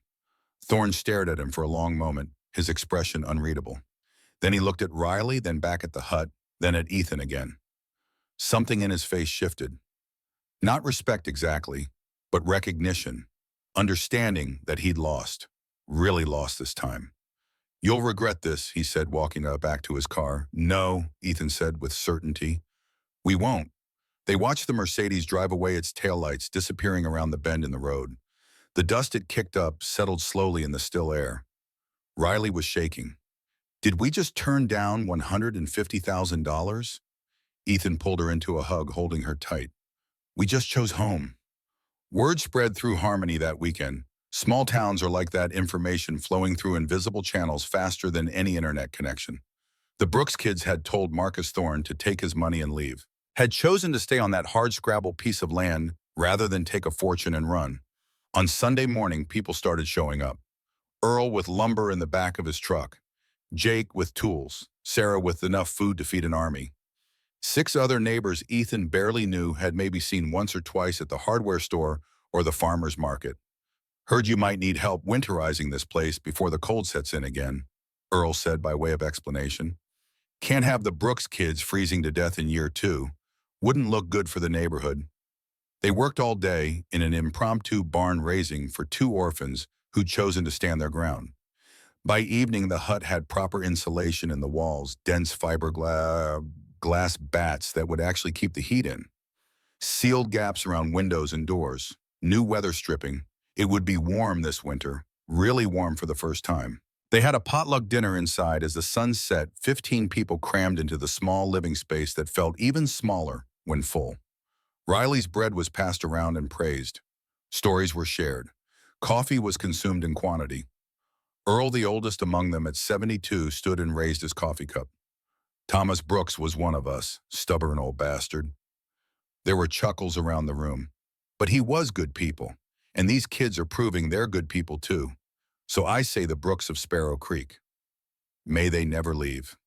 There was a murmur of agreement, people raising their own cups or glasses. And Ethan realized, sitting there surrounded by neighbors who'd spent their Sunday helping patch the gaps in their home, that they weren't outsiders anymore. They belonged, not because of blood or birth, but because of choice, because they'd stood when it would have been easier to run. 5 years later, on a warm spring morning in 2029, the property looked different. The Quonset hut still stood, still served as the main workshop, but beside it a proper house was rising, foundation already poured, first floor framed and roofed, walls going up, built slowly piece by piece as money and time allowed. Not rushed, done right. The garden had expanded to half an acre, Riley's domain. She'd learned from Sarah and from experience and from books she checked out of the library. It produced enough vegetables to feed them through summer and fall, with plenty left over to can for winter. Riley herself, now 20 years old, was heading to culinary school in St. Louis in the fall on a scholarship she'd earned through her baking business. But she'd made it clear she'd be back. This was home. The school was temporary. This was permanent. Ethan, 23 now, ran Brooks' workshop full-time. Custom furniture, cabinets, woodwork for people across 3 counties who'd heard he did good work at fair prices. But more than that, he'd started something that mattered in a way the furniture never could. A program teaching woodworking to foster kids. 6 teenagers currently in the rotation, coming out from the county group homes on weekends and after school. Learning that their hands could build things, that they had value, that they weren't just problems to be managed, but people with skills and potential. On this particular morning, Ethan knelt beside the foundation of the new house. He'd built a small cavity in the cornerstone before sealing it. Into that cavity, he placed a metal box. Inside the box, photographs of his parents smiling in happier times, photos of his grandparents young and full of hope, photos of himself and Riley then and now, the letters from Thomas Brooks carefully preserved in plastic sleeves, a copy of the clear deed, and a bullet casing from Korea. Riley knelt beside him watching. "Grandpa would be proud," she said softly. "We're not finished building yet," Ethan said, sealing the cornerstone. "We'll never be finished." From the workshop came the sound of teenagers learning to use the loud laughter, mixed with the whine of machinery, and the patient voice of the instructor Ethan had hired part-time. From the garden came the smell of growing things, earth and green and promise. From the house frame above came the sound of hammers, the framing crew Ethan had hired, making steady progress. Ethan stood and looked at what they'd built, what they were building, what they would continue to build for as long as they had strength and breath and the tools Thomas Brooks had left them. Not just structures of wood and metal, lives, a community, a legacy that would outlast them all. Home isn't a place you arrive at. It's a place you create day by day, choice by choice, board by board, nail by nail. That's what Thomas Brooks had tried to teach them through his letters and his sacrifice. That the only inheritance that truly matters is what you build with your own 2 hands. That honor isn't about winning, but about the willingness to stand when it would be easier to sit down. Standing here on land that was theirs by blood and choice and the sweat of hard work, Ethan finally understood completely. They'd come here with nothing 5 years ago. 2 orphans with duffel bags and a desperate hope and a promise to each other. And they'd built a home, not just for themselves, but for the kids who would come after them. For teenagers who needed to learn that they mattered, that their past didn't define their future, that they could build something that would last. The work would never be finished. There would always be another project, another challenge, another choice between the easy path and the right one. But that was the point. Life wasn't about arriving, it was about building, it was about standing, it was about the choice made fresh every morning to keep going. The sun climbed higher into the Missouri sky. The day's work waited. The teenagers in the workshop needed guidance. The house frame needed attention. The garden needed watering.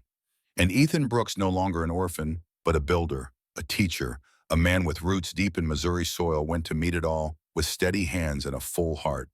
He was home.